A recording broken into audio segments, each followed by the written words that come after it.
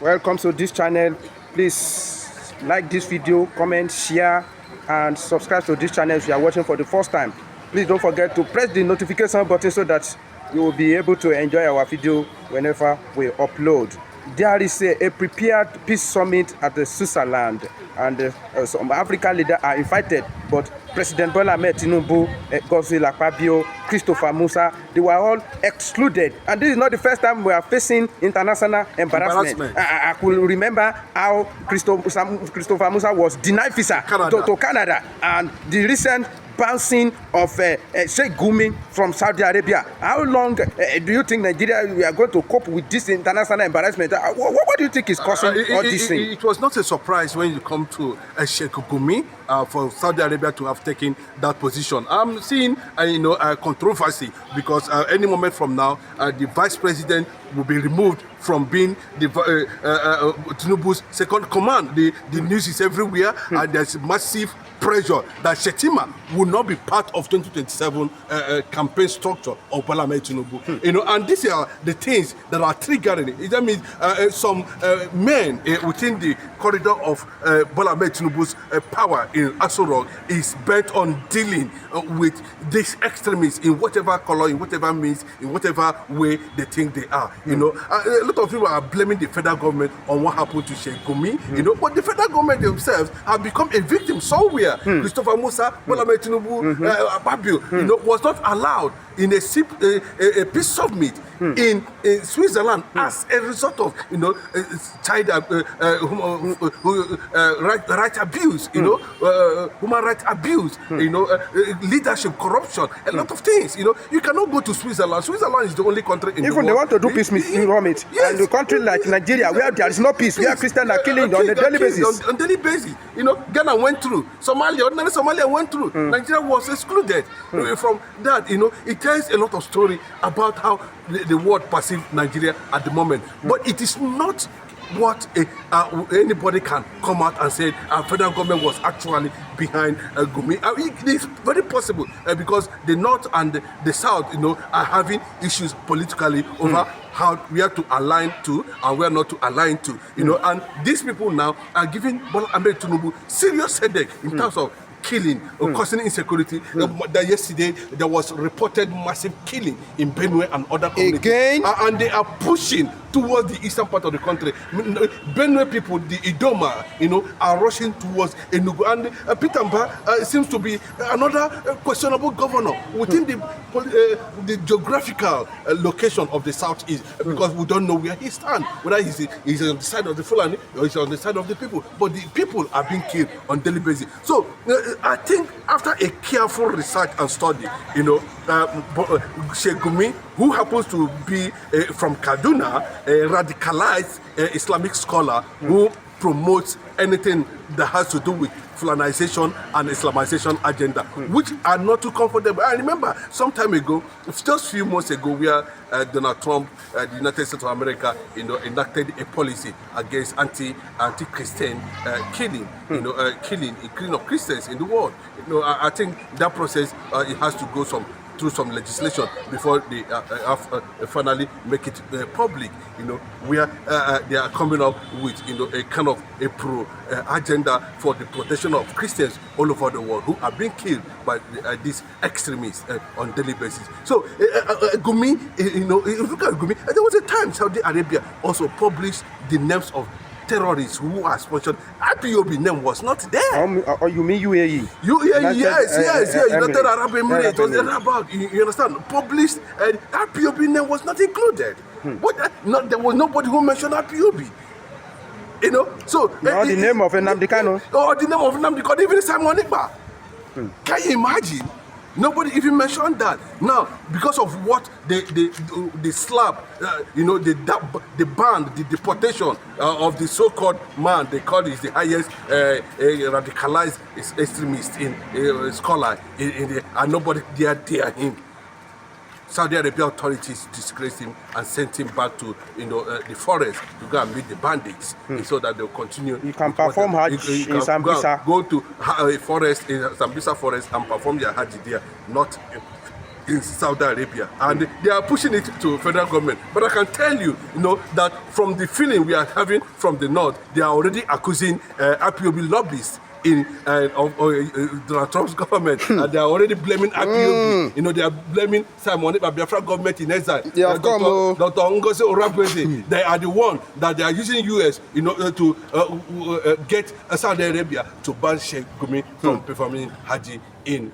Yes, you can give it to Mike Johnson, the Speaker of the House of Representatives in America. You can give it to Swiss Wills, who is, the Chief of Staff, a different lobbyist, IPOB lobbyist in Trump's government. You can also give it to Marcy McCarthy, another one that was just appointed by Donald Trump about 2 weeks ago, who happens to be a childhood friend to Dr. Ngozi Orakwe, and they have been communicating. These kind of people now are the people who are already using Saudi Arabia, to handle the issue that has to do with Sheikh Gumi and the rest of them, and they have been singling them out gradually. And this is what. Yeah. So it's already surrounded and confirmed, that these Biafran lobbyists who have worked with the IPOB in the past are already within the space of, getting the attention of the American President Donald Trump on the issue of Christian killing that has been centered as an issue within the congressmen, within the Oval Office, within the administration of Donald Trump, who is already working out a lot of modalities. Nobody knows what's going to happen, and already the Speaker of the United States government has already given a clue that the President of America, who happens to be the President of the world, has the executive order powers, to decolonize Nigeria. Over the killing of Christians in Nigeria, and with that, there are a lot of signal that it comes with trying to restrict, some of these people who are connected and associated with the issue of Christian killing in Nigeria, and Gumi, has have this extremist view of support for herdsmen, Boko Haram, including Buhari. At every negotiation, if there is any, they point out Gumi and they point out former president of Nigeria, Buhari, to negotiate on their behalf. And everybody is wondering, what is actually Buhari going to negotiate with people who has more than over 300,000 Nigerians and nothing is being done? And until date, there are still so much infiltration in the south, and we see the kind of approach the government is using in that regard. But that tells you what the outside world are already seeing it. What the rise of Mazi Nnamdi Kanu, the rise of Dr. Ngozi Orakwe, the rise of Samuel Iba, in trying to get the world attention of the conquest that's already going on. And these are the people, when you look at them, they preach extremism in their reservations. They punch civility, they destroy human existence, they destroy existence, they destroy nations, they destroy Saudi Arabia does not want their country to be destroyed, and they don't want to be perceived as welcoming people who have sympathy over the killing of other people, over the killing of other citizens of the world. And I think to an extent, people are also trying to connect it to the recent visit of Donald Trump to Saudi Arabia, because the Saudi government authorities have, a very strong ties with U.S. government. Especially Donald Trump. Especially Donald Trump. And look at what they say is the best president of the world. That was coming from the Saudi prince, there's no president like Donald Trump. And you can see the deal they went into, running into billions of dollars, trillions of dollars. Donald Trump was able to strike a deal with the Saudi government, and some of these things, money has been paid already. So his outing in the Middle East without visiting Israel was a success. And one of those things I can tell you diplomatically, issues of Biafra were being discussed in Saudi Arabia, and they were informed over the Donald Trump stand over the killing of Christians in Africa, especially Nigeria has always been singled out, and that was why the Speaker of the House, made it mandatory that the likes of these people now, any moment from now, will be banned automatically from leaving Nigeria, will be banned automatically from. As we can see it happening again at Taraba State, where about 37 Christians were being killed, and currently they are doing their burial now. Surprisingly, the governor of Taraba State, Ivas, was absent where they are burying it, and the people of that state were wondering that why is our governor, why we are burying about 37 people today. That's not a small figure for a governor to just leave them at their own mercy like that without money with them. And it is very, very unfortunate that that news was just came and nobody talk much about it. What people are busy about is 2027 election. I mean, that is ongoing now. That people are preparing for 2027 election instead of taking care of insecurity that is happening around us. The one that baffles me most is the effrontery that these people have. Do you know that they write a letter to them in Ondo State now that they should prepare for another attack on the Christian, that they are going to attack church? You know, if you could remember, there was attack on a Catholic church about 3-4 years ago in Owo during Buhari's regime, where so many people, scores of people were murdered, scores of Christians, and they have been writing another letter now that Christians were ready for another attack in those states. The question is, who are the people that behind this genocide and martyrdom of Christian? Every day you will hear that Christians are being killed. I mean, in Christian-dominated state like Plateau, Taraba, and Benue, it's a daily occurrence. Thank God it has reduced a bit in the southern Kaduna. Before southern Kaduna was also included, but now we are seeing a little bit of change. Can we say this thing is in the hand of their governor?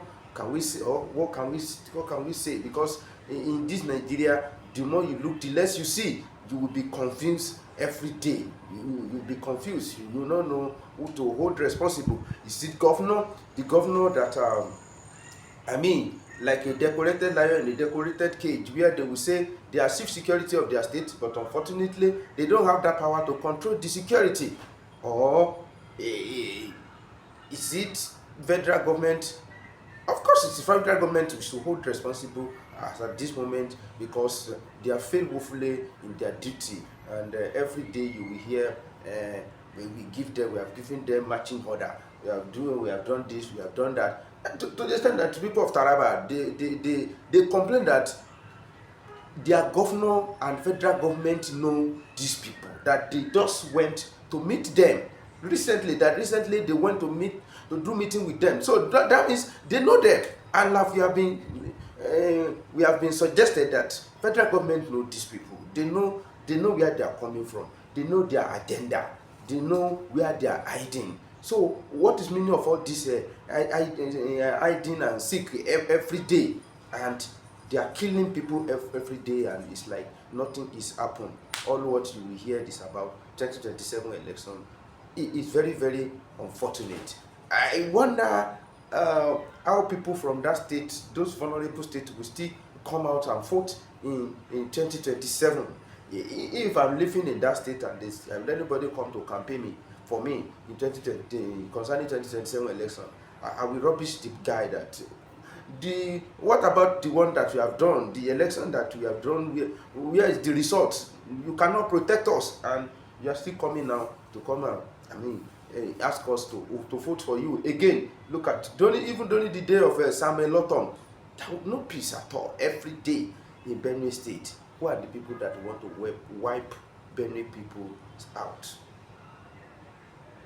And who are we going to call again?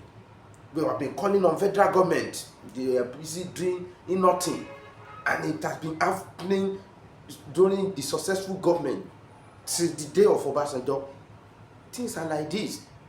What kind of a government that we are doing that we cannot provide security for citizens? Or is it because it is Christian that they are killing? That's why federal government feel unconcerned. Then if federal government feel unconcerned, what about their governor? What about the governor? It is very, very unfortunate and saddening. And look at it. God forbid, those ones that wrote letter in those states, if proper care is not taken, they are going to carry out their atrocity. And eventually you will hear the governor of Ondo State say, yeah, we condemn the attack. We are going to we look for a solution, and we have been giving much order. We have done this, we have done that. And eventually